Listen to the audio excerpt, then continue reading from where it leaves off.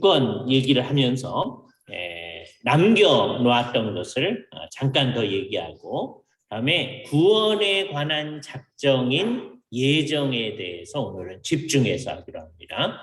오늘은 시간이 짧기 때문에 우리가 정말 집중해서 생각을 해야 알겠어요.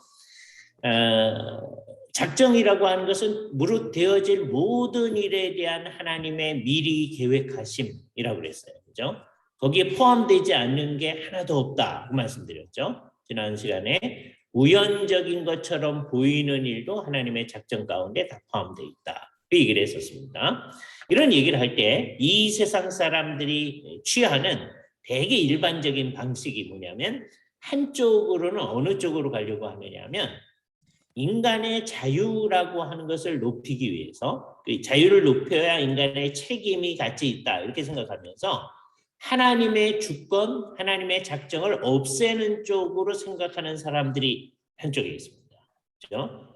또 한쪽에는 어떤 사람들이 있냐면 하나님의 주권이라는 것을 강조하고 하나님의 작정을 강조해서 인간의 자유, 그러니까 책임이라고 하는 게 없어요. 왜? 하나님이 정한 대로 다 되는 거니까 인간은 그냥 가만히 있어도 된다 이렇게 생각하는 이 양 입장이 있어요. 이게 둘 다가 이제 다 잘못된 입장입니다. 그러니까 우리는 어떤 입장을 가져야 되냐? 끝까지, 지금 카슨의 그 책 제목이 굉장히 중요한데요. 하나님의 주권과 인간의 책임, 인간의 책임은 인간의 자유를 얘기합니다. 그걸 끝까지 붙들고 나아갈 수 있을 때, 그게 제대로 생각합니다. 지난주 시간 맨 마지막에 거기에 대해서 어느 하나를 손상시키는 식으로 생각하면 언제든지 문제가 발생한다, 그렇게 생각했어요. 이걸 끝까지 우리 머릿속에서 유지하기가 어렵습니다. 그거는 우리의 연약성 때문이에요. 그죠? 자, 여기서 이제 여러분이 하나님의 생각을 한번 생각을 해보세요. 하나님이 주권을 가지고 다 정하셨으니까 하나님이, 그러니까 너희는 자유도 없고 책임도 없어, 그러실까요? 그러시지 않을까요? 그죠? 하나님한테는 언제든지 하나님의 작정이 있고 하나님의 주권이 분명하고 동시에 인간의 자유가 있고 인간의 책임이 있다, 이게 분명하잖아요. 하나님한테 그런 거예요. 이 세상 역사가 끝난 다음에 우리가 하나님에 대해서 생각할 때 역시 같은 생각을 할 겁니다. 그래서 이 세상에서는 언제나 그게 좀 어렵거든요. 그럴지라도 우리가 그 방향으로 가야 된다, 그런 생각을 이제 하면서 이 얘기를 시작하시면 좋겠어요. 이 얘기를 할 때 이거는 이제 안 믿는 사람들도 이 둘 중에 하나로 막 가거든요. 안 믿는 사람은 하나님의 주권 뭐 이런 거 신경을 안 쓰니까, 대개는 주권 같은 거 신경 안 쓰니까 인간이 그냥 마음대로 할 수 있다는 얘기를 하는 게 이제 일반적일 것 같은데, 안 믿는 사람들도 이게 이 세상이 그렇지 않다는 걸 생각해서 아주 이상한 생각들을 합니다. 그래서 어떤 쪽으로 이제 가시는 분들이 있냐면, 하나님의 주권을 이제 잘 생각하지 않는 사람들이 어떻게 가느냐 하면, 그래도 인간의 어떤 운명이라는 게 있다, 그렇게 생각해요. 그래서 아까 우리가 하나님의 주권을 막 강조하다가 하나님이 정한 대로 다 되니까 우리는 책임 없어, 그렇게 가는 사람들처럼, 그게 이제 믿는 사람 가운데 잘못하는 거예요. 그렇게 그 정도 생각하는 거는 안 믿는 겁니다. 거의. 이건 이단이라고 그랬어요. 그래서 지난번에 초칼빈주의는 칼빈주의가 아니다, 이건 이단이다 그랬어요. 그렇죠? 그거는 이제 우리가 그거는 좀 하이퍼 칼빈이즘이라고 얘기하는데, 하나님의 주권을 너무 강조하고 하나님의 작정을 강조하다가 인간이는 자유가 하나도 없는 거고 책임을 질 필요도 없다고 생각하는 거예요.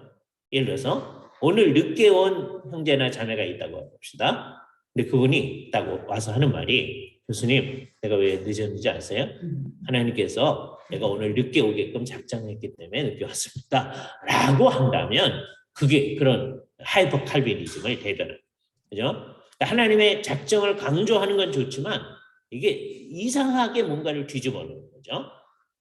그 비슷하게 안 믿는 사람들도 그런 생각하는 경우가 있어요. 우선 동양 사람들이 그런 생각. 동양에 있는 사람들은 네 가지 기둥을 강조합니다. 그걸 사주라고 그래요. 사주. 네 가지 기둥이라는 거예요. 난해, 난달, 난날, 난시.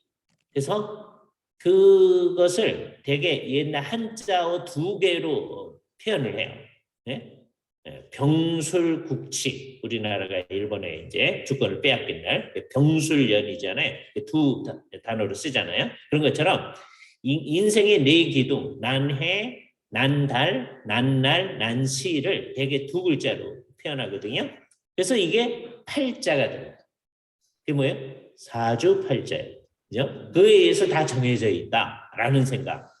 그런 거를 우리가 뭐라 그러냐? 운명론이라고 해요. 또는 결정론이라고 해요. 그죠? 그게 이쪽 그룹 한 거예요. 안 믿는 사람들이 가지는 운명론, 결정론으로 하시는 것들. 이게 정말 심각한 문제입니다. 동양 사람만 그러는 게 아니에요. 근데 이 얘기에서 이제 동양 얘기를 벗어나기 전에 정신이 없어지면, 근데 이제 지금 젊은 사람들은 덜할 것 같은데 이것도 또 몰라요. 예, 정신이 없어지면 예수 믿는 사람들도요, 팔자 얘기를 막 합니다. 예? 옛날에 이제 무슨 얘기를 들었냐면, 이제 열심히 이제 하시는 분들이 서로 이제 서로를 바라보면서 하는 말이에요. 당신도 신학교에 와서 앉아 있는 거 보니까 팔자가 세네요. 그런 얘기를 하더라고요. 예? 이거 정말 이상한 거잖아요. 예수를 믿는데 무슨 팔자 타령을 하고 있는 거예요. 딱 정해져 있어서 어쩌고 할 수 없다는 거예요. 그죠? 예. 여기 심각한 문제입니다. 근데 동양만 그러는 게 아니에요. 서양에서도 비슷한 얘기가 있는데, 어떤 이제 아이가 태어났을 때 델피의 신탁이 딱 온다는 거예요. 델피의 신탁에 의하면 어떻게 되느냐? 왕궁에서 이제 왕자가 태어났는데, 이 아이는 장차 자기 아버지를 죽이고 자기가 어머니하고 결혼할 그런 데스티니를 타고난다. 그래서 이제 왕궁이 발작 뒤집힌 거죠. 막 죽일 수는 없고 그래도 양심이 있으니까. 그래서 이제 어떻게 했느냐? 얘를 마치 모세의 갈대 상자처럼 그렇게 만들어서 띄워버린 거예요. 그래서 이제 얘가 다른 나라의 어부에서 이제 구조가 돼가지고 거기서 자라나요. 그래서 큰 장군이 되어서 자라났어요. 그래서 이 나라하고 지금 자기 본래 나라하고, 자기는 그게 본래 나라인지 모르죠. 전쟁에 붙은 거예요. 그러니까 이 나라의 장군이니까 이 나라를 이제 전쟁에 승리해야 되니까 왕을 죽인 거예요. 그러니까 누굴 죽인 거죠? 자기 아버지를 죽인 거잖아요. 그죠? 왕인지 자기 아버지인지 모르고. 그리고 이 나라를 온전히 지배하기 위해서 그 왕비를 자기 왕비로 삼아가지고 결혼했다. 델피의 신탁대로 된 거네요. 근데 잠깐, 얘를 자기네 떠내보내지 아니하고 자기네 왕궁에서 키웠으면, 예? 아버지 갖다 죽일까요? 예? 그거는 혹시 뭐 어떻게 해서 뭐 그런 일도 있을 수 있으니까 한다고 한지라도 어머니하고 결혼할까요? 그러진 않을 거 아니에요. 괜히 멀리 떠내보내가지고, 예? 그런 거 아니에요. 이 아이가 그리스 신화에서 소위 오이디푸스죠. 그죠? 오이디푸스 왕. 그래서 오이디푸스 컴플렉스라고 하는 것을 심리학에서 사용합니다. 남자애들은 자기 어머니하고 비슷한 사람을 좋아한다. 뭐 이런 얘기를 이제 만들어내는 거죠. 그죠? 예. 거기서 이제 온 얘기예요. 오이디푸스 얘기가 뭘 얘기해 주는 거예요? 실합적인 운명론. 이건 어쩔 수가 없다. 그죠? 그래서 이걸 모이라라고 합니다. 운명이라고 하는 것을 히라가에서 모이라. 그래서 이거는 어쩔 수가 없어서 이거하고 대개는 이제 아주 작년할 때 히랍의 이제 영웅들은 이 모이라 운명하고 맞서서 싸우는 걸로 얘기가 되어져요. 근데 결국은 맞서서 싸우는 게 어떻게 하는 거냐? 그 운명에 잘 순응해야 돼요. 이걸 아예 철학적 체제로 이제 만들어 놓은 게 스토아 학파입니다. 나중에 스토아 학파는 운명이라는 게 있으니까 운명에 잘 순응하며 살아가는 거, 그게 인간의 최선이다라고 얘기를 하는 거예요. 이게 결국은 스토아 학파는 결국 그러니까 인간은 운명이라고 하는 걸 거스를 수가 없다. 그렇게 하는 거다. 이건 동양교 운명론도 마찬가지예요. 팔자를 고쳐보려고 하면 안 된다. 그걸 따라가는 거다. 이런 생각을 하는 거죠. 이게 이제 사람을 망치는 겁니다. 그죠? 그래서 우리는 이런 운명론 또는 결정론을 가지지 말아야 돼요. 이 예정론을, 작정론을 잘못 생각하면 이렇게 하는 경우가 있어요. 그거는 결국 뭐를 없앤 거예요? 인간의 자유, 인간의 책임이라는 것을 전부 다 없애버렸을 때 그 문제가 생겨진 겁니다. 그렇게 되지 않도록 우리를 주의해야 돼요. 그죠? 그런 것들이 우리를 이상하게 지배하지 않도록. 또는 이제 거꾸로 가가지고서는 인간의 자유와 책임을 분명히 하기 위해서 하나님의 주권, 하나님의 작전 그런 건 없다고 하는 쪽으로 가든지 아니면 하나님이 무슨 조건 하에서 뭘 하는 거다. 지난번에 알미니안이라고 하는 게 그런 입장이라고 말했어요. 그게 정말 있을 수 있는 입장이 아니다. 그죠? 이분들이 좋은 의도로 시작하는 거예요. 인간이 어떻게 해야 된다? 진짜 자유가 있어야 된다. 그죠? 오픈 데이즘도 그렇게 해서 나타난 겁니다. 오픈 데이즘은 어떻게 된 거냐면 알미니안에서 한 발자국 더 나가. 알미니안은 이단이 아니에요. 그죠? 근데 오픈 데이즘은 거의 이단적입니다. 이건 하나님이 어떤 건 진짜로 모른다고요. 알미니아는 하나님이 모든 걸 다 아시는데 그 아시는 것에 근거해서 뭘 하신다라고 하는 거예요. 그죠? 그러니까 이분들이 이제 하나님이 미리 정하신 게 더 먼저 있게 되는 거예요. 예. 그래서 이 두 가지 운명론 안 되고 그다음에 인간의 자유와 인간의 책임을 높이기 위해서 그럼 미리 정해진 게 없어야 된다. 그거 안 되는 거예요. 그죠? 자, 그러면 이제 우리는 어떻게 해야 되냐? 이게 머릿속이 좀 복잡해져도 끝까지 하나님의 주권과 즉 하나님의 작정과 인간의 자유와 책임을 끝까지 붙들고 나가야 돼요. 어려워도 뭐 다른 결론이 없습니다. 이 문제를 이제 인간 구원에 관한 작정 문제로 적용을 해보도록 하겠습니다. 인간 구원에 관한 작정은 결국 뭐냐? 하나님께서 어떤 사람은 이제 영원한 생명을 얻기로 작정하신 거죠. 그러니까 어떻게 되냐면 하나님이 은혜를 베푸시기로 작정하신 거예요. 그죠? 그래서 자비를 보이시기로 작정하신 그릇이라고 얘기를 합니다. 자비의 그릇이라고 얘기할 수 있어요. 그게 사실이라면 그건 누구든지 이제 생각할 수 있으니까 우리가 지난번에 이 얘기를 하면서 안디옥에서 영생을 주기로 작정된 자는 다 믿더라. 그 얘기 했었죠. 그죠? 네, 그건 놀라운 거예요.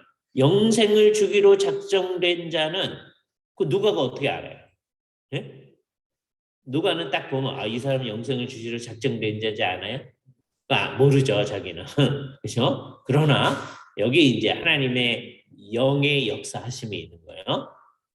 상당히 많은 이제 이방 사람들이 예수를 믿는데 그거는 눈으로 관찰할 수 있어요. 저 사람들이 예수를 믿는다. 그에 대해서 성령님께서 깨닫게 해주시기를 하나님이 영생을 주시기로 작정한 자는 다 믿는 거다. 이렇게 해주시는 거죠. 그죠? 굉장히 중요한 거예요. 또 고린도에서 이 성에 내 백성이 많음이니라 라고 바울한테 얘기를 해주셨을 때 그게 분명히 하나님의 영생으로의 선택, 영생으로의 예정이라고 하는 게 있음을 우리가 알게 되죠. 에베소서 1장에 의하면 그게 언제부터예요? 창세 전이다. 그렇죠? 자, 이 얘기를 할 때 제가 늘 드는 예가 있습니다. 여러분이 이제 학교에 이제 3년 동안 학교에 있잖아요. 그래서 이제 3년 동안 이제 같이 신앙 이제 우리가 같이 살아요. 그죠? 그런데 3학년 때쯤 가가지고 어떤 남학생이 어떤 여학생한테 같이 하는 말이 내가 자매를 1학년 때서부터 사랑했습니다. 막 이런단 말이에요. 그러면 자매가 이제 손을 들어서 뺨을 치겠죠. 예? 네. 그리고서는 그걸 어떻게 할 것인가 하는 건 이제 좀 이따 생각해야 되고 일단은 기뻐합니다. 그죠? 그걸 이제 받아들일까? 그거는 다시 한번 생각을 해봐야 되는 거고, 그죠? 네. 그런데 일단은 좋아하죠. 그죠? 왜 그래요? 3년 전부터 누가 자기를 사랑했다는데 안 좋아할 사람 없죠. 그죠? 근데 하나님께서는 언제서부터 우리를 사랑하셨다는 거예요? 창세 전부터. 그죠? 그거에 대해서는요, 감동을 안 해요. 누가 3년 전부터 자기 사랑했던 거 되게 좋아하거든요. 근데 하나님이 영원 전부터 우리를 사랑하셨다. 그러는데 그 별로 감동하지 않는다. 그건 하나님을 정말 무시하는 게 돼요. 그죠? 하나님 워낙 사랑하시는 거잖아요. 그러니까 사랑 안 하면 안 되죠. 뭐 이렇게 나가는 건 벌써 이상한 거죠. 그죠? 하나님께서 우리를 사랑하셔서 우리를 영원한 생명회로 작정하셨다. 그렇게 생각하면은요, 우리의 마음속이 감동과 감격으로 벅차오라요. 그래서 이제 이걸 깨닫는 순간, 이제 순서는 어떻게 되냐면 내가 예수를 믿는다라고 하는 걸 알게 되어지죠. 대개는 어느 순간에 믿는다. 예? 믿는지 안 믿는지 모르겠는데요. 이러는 사람 없을 겁니다. 내가 믿는다. 그럼 이제 그 다음에 나오는 질문이 나 같은 사람이 어떻게 예수를 믿게 됐을까? 라고 할 때 여러 대답 가운데 최종적 대답이 뭐냐면 창세 전에 하나님께서 내가 영원한 생명을 얻도록 작정하셨다. 그리스도 안에 작정. 이거를 깨닫게 되어지면요. 정말 놀라운 거예요. 그러니까 그거를 깨달으면은 이제 내가 예수를 믿는다라고 하는 데서 가까운 것서부터 생각하는 거예요. 예? 가까운 것서부터 누군가가 나에게 복음을 전해줬다. 예? 그것도 감사한 일이죠. 그죠? 예. 복음을 안 전해줬으면 내가 몰랐을 텐데 누가 전해줬다 감사한 건데 그것보다도 뭐가 더 감사하냐면 예수님께서 나를 위해서 십자가에 달려 돌아가 주시고 부활하셔서 그 영원한 생명을 당신만 가지신 게 아니라 우리에게 주셨다. 그게 감사하죠. 이 두 가지를 생각할 때 뭐가 더 감사하냐면 그리스도께서 하신 그 일이 감사해요. 왜냐하면 그게 없으면 누가 나한테 이게 전해줄 수도 없으니까. 근데 주님께 너무 감사해서 나한테 전해준 사람한테는 별로 감사하지 않는다. 이러면 또 안 되죠. 우리는 둘 다 감사한 거예요. 그래서요, 이걸 잘 생각해 보면 여러분들은 이 세상에서 다른 사람들이 이 사실을 깨닫게끔 하게 하는 굉장히 중요한 에이전트들이 계속해요. 우리뿐만 아니라 모든 믿는 사람이거든요. 그죠? 다 그렇게 하는 거예요. 그럼 다른 사람한테 감사할 거리가 있게 되는 사람이에요. 그잖아요? 네. 그런데 나를 통해서 누가 예수를 믿게 됐다 할 때 그 사람은 감사하지만 우리는 너 나한테 감사해야 돼. 이렇게 하는 게 아니고 이게 정말 나한테 일어난 놀라운 일이기 때문에 그냥 그럴 수밖에 없는 거죠. 그죠? 네. 이것 자체 내가 이렇게 했으니까 너 감사해야 돼. 라고 하는 건 얼마나 이상한 것인지 모릅니다. 그래서 이게 어디까지 가느냐 하면 따져보니까 창세전에 주께서 우리를 선택하셨다라고 하는 것에 대한 감사가 우리의 마음속에 다 있게 되어져. 그게 우리의 사는 모든 일의 원동력이 돼. 예? 왜 삽니까? 그러면 하나님이 이처럼 나를 사랑하신 것에 대한 감사 때문에 삽니다. 공부를 왜 이렇게 열심히 합니까? 그러면 여러분이 딴 얘기가 나오는 게 아니고 그게 나와야 돼요. 그러니까 딴 것 때문에 뭐 공부하는 사람들, 딴 것 때문에 사역하는 사람들은 사실 이게 제대로 된 것 때문에 하는 게 아니게 된다라고 하는 거예요. 생각해야 돼요. 주께서 얼마나 놀라워요. 그러니까 모든 예수를 믿는 사람의 삶의 원동력은 다 여기 있다. 주께서 우리를 사랑하셔서 영원전에 우리를 선택하신 것 때문에 우리가 이 일을 한다라고 되어져. 그죠? 네. 그러니까 하나님의 사랑에 감동되어져서 우리는 이 세상의 모든 일을 하는 겁니다.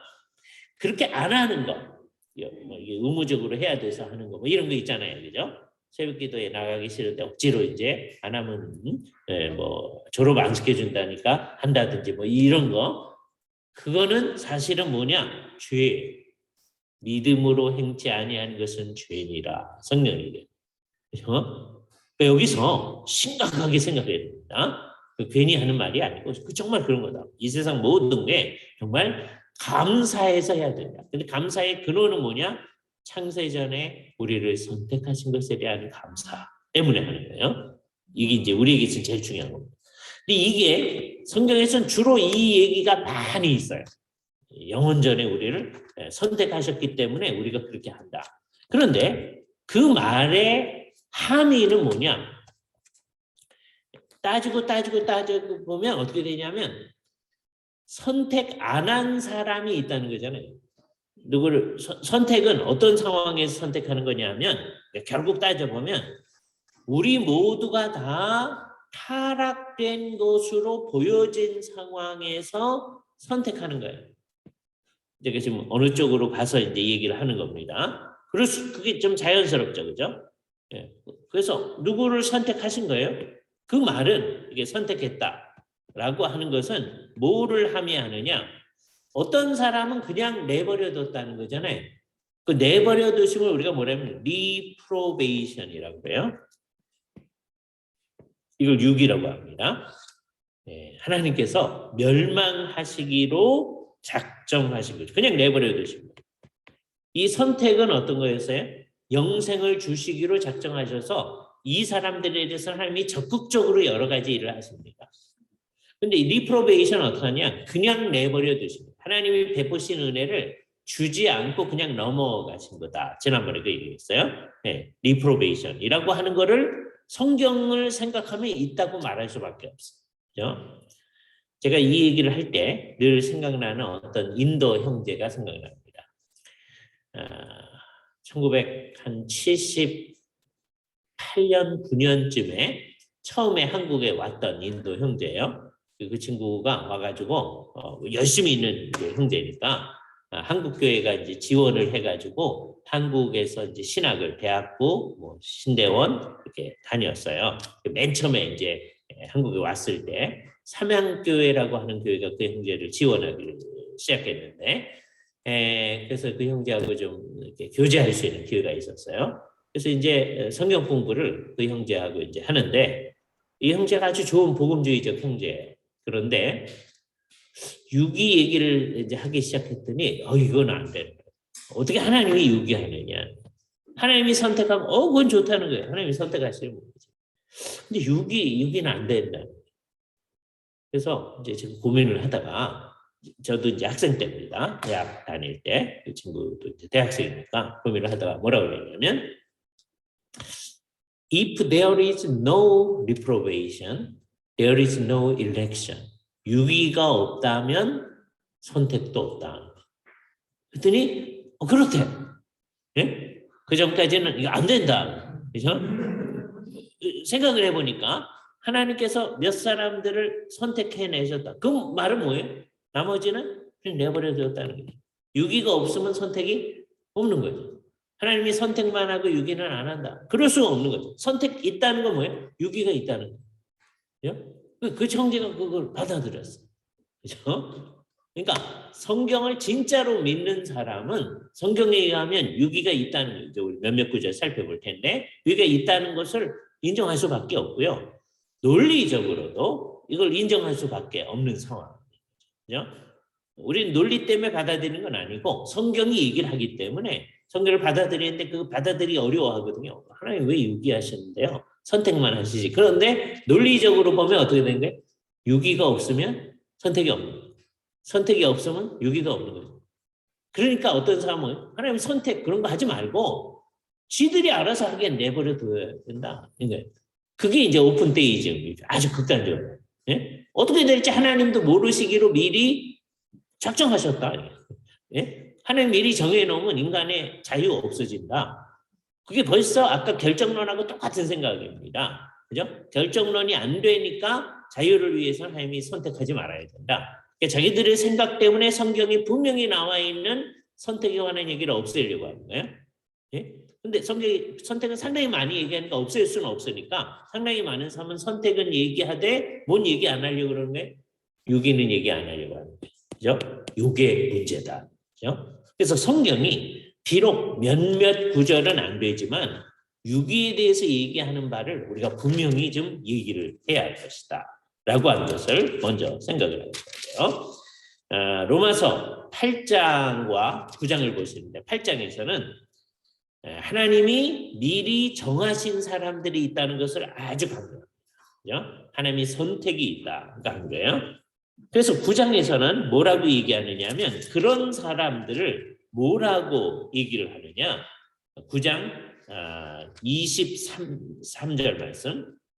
또한 영광을 받기로 예비하신 바 긍휼의 그릇에 대하여 그 영광의 풍성함을 알게 하고자 할지라도 무슨 말을 하리요. 어떤 사람들을 불쌍히 여기셔서 그 사람들을 구원하시기로 하셨다. 그 사람들은 무슨 그릇이다? 긍휼의 그릇이다. 하나님이 이 사람들을 긍휼히 여기신 것은 하나님의 영광을 잘 드러내기 위한 것이다. 그런데 바로 윗절에 22절에 만일 하나님이 그의 진노를 보이시고 그의 능력을 알게 하고자 하사 멸하기로 준비된 진노의 그릇을 오래 참으심으로 관용하셨다라는 얘기를 한단 말이에요. 하나님이 오래 참았는데도 이 사람은 어떻게 하는 거예요? 결국은 안 믿는 거예요. 예? 그러니까 결국 안 믿는 건 누구 책임이에요? 자기 책임이에요. 자기가 안 믿는 거예요. 모든 사람은 하나님을 믿어야 되는데 타락을 해서 안 믿으려고 끝까지 해서 이 타락의 깊이가 있어요. 끝까지 안 믿는 거예요. 끝까지 안 믿는 건 자기 책임입니다. 예. 자, 그러면 자기가 끝까지 안 믿은 사람들 하나님 어떻게 하시겠어요? 우선 멸망하게 하시겠죠. 그죠? 근데 그 일에 대해서 로마서 지금 9장 22절 뭐라 그래요? 그게 그의 진노를 보이시고 능력을 알게 하고자 멸하식으로 준비되어진 것이다. 하나님이 그렇게 하셨어요. 그게 뭐예요? 리프로베이션이 유기예요. 이때 주의해야 됩니다. 하나님이 적극적으로 그렇게 하신 거죠. 적극적으로 한 거 뭐예요? 타락한 상황 가운데서 몇몇 사람을 선택하셔서 이 사람들에게 은혜를 베풀어 가지고 워낙 저항해야 될 사람들이 저항을 안 하게끔 불가항력적 은혜를 베풀어 주신 거예요. 이 은혜를 우리가 받고 있는 거예요. 우리는 감사할 수밖에 없는 거예요. 그렇죠? 만일에 하나님께서 한 사람도 구원하지 않는다고 해도 우리는 할 말이 없는 거예요. 예? 한 사람이라도 주께서 구원하신다 그럼 감사해야죠. 그런데 사람들 뭐라고 하냐면 그래, 선택해 주신 건 감사한데요. 나머지 유기한다는 거 하나님 공평하지 않은데. 그게 우리가 할 수 있는 말이냐. 그죠? 그래서 20절에 뭐라 그래? 이 사람은 내가 누구긴데 감히 하나님께 반문하느냐. 지음을 받은 물건이 지은 자에게 어찌 나를 이같이 만들었느냐 말할 수 있겠느냐. 요거는 일단 선택과 유기에 관해서 하는 얘기입니다. 그러나 다른 것도 마찬가지예요.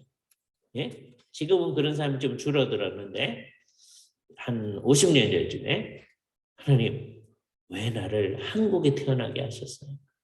이런 사람 많아요? 예? 똑같은 질문을 지금 어떤 아프리카에 있는 형제가 왜 하나님 나를 아프리카에 태어나게 해주셨어요? 예? 그렇게 하는 거하고 똑같은 거예요. 그러면 안 돼요. 지금 한국에 있는 사람들을 되게 부러워합니다. 왜냐하면 예? 대한민국 여권 가지고 나갈 수 있는 나라가 제일 많아요. 예? 미국 여권이나 일본 여권보다도 훨씬 더 많은 나라를 대한민국 여권 가지고 그냥 가요. 예?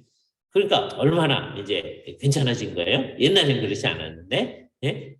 그러니까 지금은 좋아하고 옛날에는 하나님 왜 이래?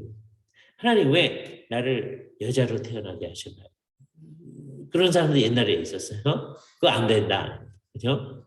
지음받은 사람이 어찌 하나님께 그렇게 얘기할 수 있겠느냐. 그죠? 예. 그래서 우리는 정말 이 말의 함의는 굉장히 풍성하다. 근데 이 말의 일차적 의미는 결국 그 뒷절하고 연결해 보면 뭐에 대한 거예요?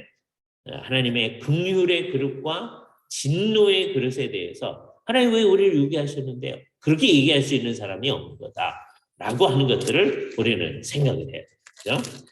자, 여기 이제 그런 것이 있다는 시사를 이제 보는 거예요. 마찬가지로 성경에 보면 주께서 워낙 제대로 안 할 사람들에 대해서 얘기하는 것을 있다는 것을 우리 보게 되죠.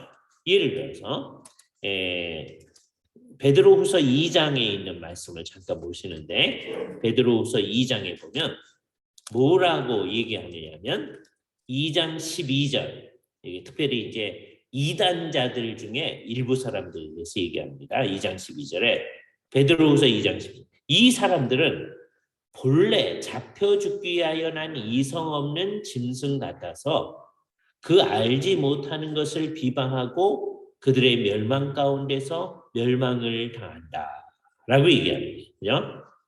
자, 이 사람들은 워낙 그렇게 된 사람들이다 라고 하는 얘기를 하고 있단 말이죠.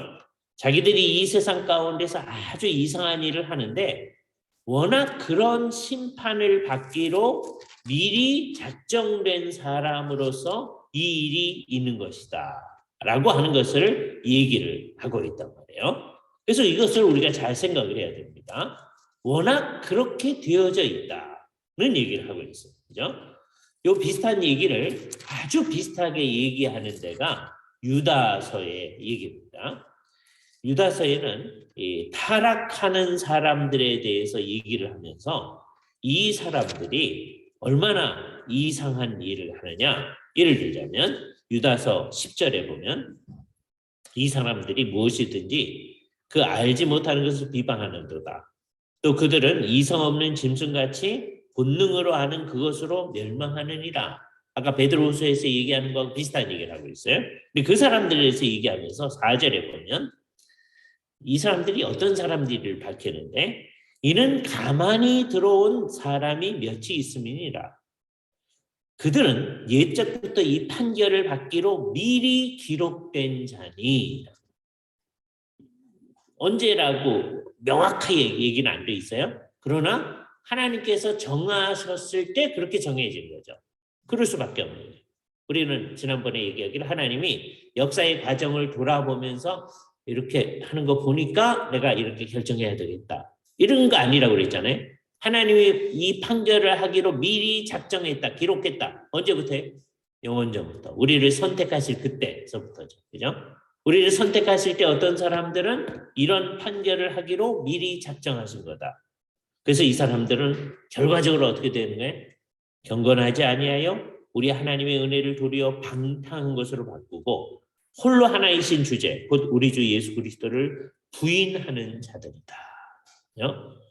이 사람들은 이 유다서에서 언급한 이 사람들은 독특한 사람들입니다. 이 사람들은요, 예수를 믿는다고 나온 사람들. 근데 결국은 성경이 말하는 도리하고 다른 거를 믿어. 자기가 스스로. 예? 결과적으로 보면 이 유다서에서 언급하는 거는 뭐냐? 이 사람들이 성경의 가르침에서 벗어나가지고, 그러니까 이게 결국 교회 공동체 안에 가만히 들어온 몇 사람이라고 얘기하는 거예요. 그리고 서서 복음을 세욕거리로 바꾸어 놨다. 하나님께서 우리를 구원해 주셨으니까 이제 우리는 어떻게 살든지 전혀 상관이 없다. 그런 식으로 해서 사람들을 유혹해 가는 이 이상한 이단의 무리를 지금 언급하는 겁니다. 자, 자기들이 그러는 거예요. 자기들이 그렇게 하는, 하나님이 너 그렇게 믿어라 하는 거 아니에요. 자기들이 그렇게 하는 거예요. 그래서 자기들이 책임을 져야 돼요. 그러나 그 과정 전체는 어떻게 되어졌다? 이런 판결을 받기로 미리 기록된 자들이다. 그러니까 유기가 있다는 것을 분명히 성경은 얘기하는 거죠. 이런 건 없습니다. 이렇게 얘기하면 안 된다는 거죠. 그래서 여기서 분명히 해야 됩니다. 이렇게 선택과 유기가 있다라고 하는 것, 두 가지가 있다라고 하는 것을 믿는 것을 우리가 뭐라고 하냐면 더블 프리데스티네이션이라고. 프리데스티네이션. 자, 이 데스티네이션이란 프리데스티네이션 말을 우리가 그냥 예정이라고 합니다. 예정. 네. destined, 어떻게 정해져 있다라고 하는 말을 우리가 운명의 의미로 생각하지 말아야 돼요. 되게 이제 미국 영화에서 이제 그 영웅적인 인물이 딱 나타났을 때 그 사람이 하는 말이 우리 이걸 하게끔 돼 있죠. 네? 그것을 강조하면서 destined, it's mine 또는 our destiny 이렇게 얘기하는 경우가 있어요. 그게 좋은 의미로 얘기하는 거죠. 근데 그게 운명의 의미라면 이 말을 사용하지 말아야 된다. 그런데 하나님께서 미리 정하신 게 있다는 의미로는 늘 사용해야 돼요. 그죠? 그 말을 어떻게 사용하는지에 따라서, 그러니까 우리는 운명, 운수 그런 말 사용하지 말아야 된다고 그랬어요. 자, 그러나 하나님이 정하신 게 없다. 그러면 안 된다. 그죠? 근데 특별히 프리데스티네이션은 이제 일반적으로 하나님이 정하신 것을 뜻하는 말인데 신학적 용어로는 어떻게 사용하는 거냐? 구원에 대해서 누가 구원받고 안 받고 하는 것을 미리 정하신 것을 predestination이라고 우리가 사용하죠. 예정이라고 씁니다. 근데 예정이 성경에 하니까 두 가지가 있다. 더블 predestination. 그러니까 아까 얘기했던 대로 election, 영원한 생명으로의 예정. 그다음에 아까 얘기했죠. reprobation, 이것은 영원한 형벌애로의 예정이라고 합니다. 둘이 다 있다.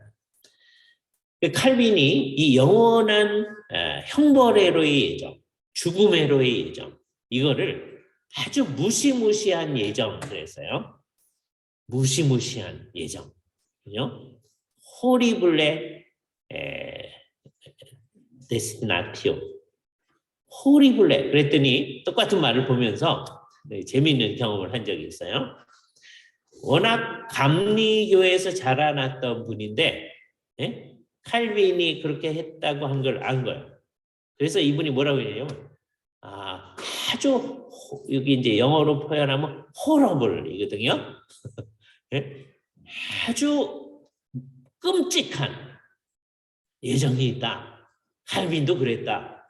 그러니까 이거는 안 좋은 거다라는 뜻으로 표현을 하시더라고요. 칼빈이 그 말을 썼을 때 그게 아니라 내용이 끔찍하다는 거예요. 이거 작정한 게 끔찍한 거라는 게 아니고 하나님이 한 게 왜 끔찍해요. 그런데 그 결과 여기에 해당하는 사람들한테는 이게 끔찍한 게 된다는 거죠. 그 말을 그건 이제 감리교에 자라났으니까 이게 알미니안적 입장입니다. 그러니까 이런 건 없다 하고 생각하는 거예요. 칼빈이 그랬다는 말을 듣고 칼빈도 이거는 끔찍한 예정이라고 그랬다. 이거는 말이 안 되는 거다. 이렇게 설명을 하시는 거 제가 들은 적이 있어요. 안타까운 일이죠. 그죠? 그분 괜히 좋은 분이에요. 좋은 분인데도 자기가 잘하는 것에 영향을 받아서 얘기를 하게 돼요. 그죠? 그래서 우리는 그렇게 생각하면 안 되고 정말 이 두 가지 예정이 있다는 것을 분명히 해야 돼요. 왜 우리가 이 두 가지 얘기해요? 우리가 기분 좋아서 이 두 가지 얘기를 하는 거예요? 아니, 성경이 그렇게 얘기하기 때문에 우리는 어쩔 수 없이 이렇게 얘기하는 거예요. 그죠? 근데 성경이 이 선택에 대해서는 많이 얘기해요. 지난번에 돌렸던 칼빈주의 예정론, 로레인 베트너의 두꺼운 책 너무 상세하게 얘기해가지고서는 귀찮을 정도로 다 얘기했어요. 네? 이걸 뭐 이렇게까지 얘기해야 되나 할 정도로 모든 문제를 다 얘기하거든요. 다 얘기했어요. 그거 굉장히 중요해요. 근데 동시에 리프로베이션, 유기에 대해서도 많지는 않지만, 그러니까 아까 그 세 구절 정도입니다. 아까 로마서에 있는 9장 말씀, 그다음에 베드로후서에 있는 말씀, 유다서에 있는 말씀, 한 세 구절, 다른 곳에는 이제 시사가 있고요. 그 보니까 많지 않아요. 그랬더니 이제 에밀 브룬너라고 하는 분이 뭐라고 얘기하냐면 굉장히 신앙 있는 척하면서 이렇게 얘기합니다. 우리는 성경이 말하는 대로 불균형한 채로 내버려둬야 된다. 선택은 많이 말하고 유기는 별로 말 안 한다. 그러면 정말 그렇다면 그 정도 내버려둬야 돼요. 그렇잖아요? 그런데 이분은 이제 거기서 한 걸음 더 나아 생각하는 거예요. 그러니까 우리는 뭐만 얘기해야 된다? 선택만 얘기해야 된다. 예? 영원한 생명의 예정, 그것만 얘기해야 되지 성경이 별로 얘기 안 하니까. 근데 그걸 왜곡하는 겁니다. 성경이 말하지도 않는 유기는 말하지 말아야 된다. 그래서요, 이분은 single predestination을 얘기해요. 예정론을 가지고 있어요. 그런데 예정론을 어떻게 바꿔요? 생명의로의 예정만 얘기하자. 왜? 그게 성경이 말하는데 불균형한 채로 내버려야 되니까. 그거는 이중으로 문제다. 그죠? 첫 번째, 불균형한 채로 내버려두는 건 좋은데 그렇다면 성경이 3번이나 몇 번이라도 이 유기를 말하면 그 내버려둬야 되죠. 근데 그거는 무시하는 거예요. 없다고 하는 거예요. 그래서 싱글로 가는 거예요. 둘이 아니다. 그죠? 그러면 안 되는 거죠. 그죠? 자, 이 에밀 브룬너하고 이제 입장을 달리하는 사람이 그의 친구였던 칼 바르트라는 분인데, 칼 바르트는 뭐라고 그러냐면, 성경이 더블 프리데스티니 얘기하니까 우리 그 얘기해야 된다. 그럼 칼 바르트가 우리하고 똑같은 얘기를 하는 거냐? 라고 해서 이제 가만 들어가 보면 어떻게 얘기하냐면 이중 예정론을 얘기하는 게 이제 칼 바르트도 이중 예정을 얘기해요. 그런데 어떻게 얘기하느냐? 이렇게 얘기해요. 두 가지 얘기를 하는데 하나는 예수님은 어떤 분이시냐? 선택하시는 하나님이시면서 동시에 선택받는 인간이다. 그런 얘기를 해요. 예수님이 선택하시는 하나님이면서 동시에 선택받는 인간이다. 예수님의 신성과 인성을 이렇게 표현하는 거예요. 그죠? 그래서 그 함의가 어떻게 되냐면 예수님만이 선택된 것인데 재미있는 시사가 거기 있어요. 예수님만이 선택된 거예요. 근데 어떻게 되느냐? 예수님의 십자가는 뭐냐? 십자가는 모든 인간이 타락했기 때문에 모든 인간적인 것에 하나님의 부정을 선언하는 거예요. 하나님이 no라고 얘기하는데 독일어로 no를 nein 그래요. 십자가는 하나님의 nein이다. 이렇게 칼바르트 얘기합니다. 뭘 부인한 거예요? 모든 인간적인 것을 부인했다. 근데 그 다음에 이제 하는 말이 그런데 십자가는 마지막 말이 아니다. 예수님은 죽으신 다음에 어떻게 하셨어요? 부활하셨어요. 부활하신 것은 예수님 안에서 부정되어진 모든 것, 그 부정되어진 뭐죠? 모든 인간적인 것에 대해서 하나님이 yes라고 얘기해요. 독일어로 yes를 야라고 해요. 모든 부정된 것에 대해서 야를 선언하신 것이다. 그럼 여기 이제 무슨 논리가 숨어 있어요? 보편 구원론의 논리가 딱 숨어 있어요. 그렇죠? 이건 모든 사람이 인정하는 거예요. 칼 바르트의 신학 속에는 보편 구원론의 논리가 숨어 있다. 그렇죠? 그래서 이분은 뭐라고 얘기하느냐? 우리 모두는 다 버림받은 애서면서 선택받은 야곱이다.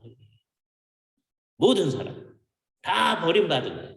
그리스도 안에서 버림받은 거예요. 근데 그래서 이제 따지고 보면 십자가에서 버림받은 사람은 뭐예요? 누구예요? 결국 따지면 예수님 자신분. 그분이 버림받은 우리를 대신해서. 그럼 아까 보편구원론의 논리에 의하면 우리 모두는 어떻게 됐어요? 다 선택되어져. 그죠? 요게 심각한 거예요. 그러니까 이중 예정을 얘기해요. 이분은 선택과 유기가 있다 그래요. 그런데 결국 유기된 자는 누구뿐이에요? 예수님뿐. 우리 모두는 그리스도 안에서 선택되어졌다. 보편구원론의 논리가 숨어 있어. 그죠? 종이 쳤으니까 쉬어야 될 것 같잖아요. 그죠? 네, 잠깐만 쉬겠습니다.